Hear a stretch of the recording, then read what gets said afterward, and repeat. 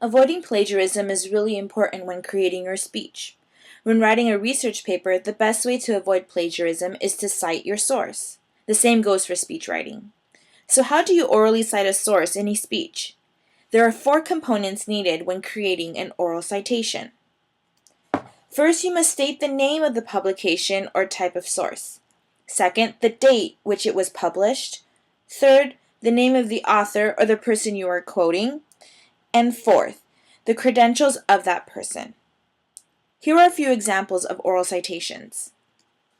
The first example is paraphrasing information from a newspaper article, and it reads, according to Paul Krugman, a Nobel Prize-winning economist and professor at Princeton University, in the September 2, 2009 New York Times, most economists' blindness to the possibility of catastrophe contributed to last year's recession.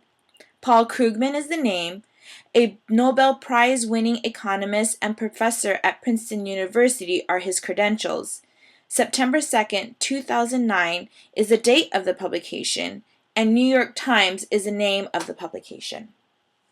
The next example is orally citing a quote from the New York Times, and it reads, in the September 7, 2009 New York Times, Berkshire Hathaway CEO Warren Buffett, also known as the Oracle of Omaha, explained that the economic recession has been dramatic and said, quote, we have got to get the sputtering economy back so it is functioning as it should be, end quote.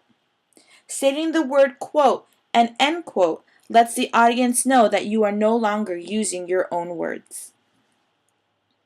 The last example is a paraphrasing information from a website, and it reads, according to an article on the Mayo Clinic website last updated on June 23, 2009, it is likely that a swine flu vaccine will be available this fall.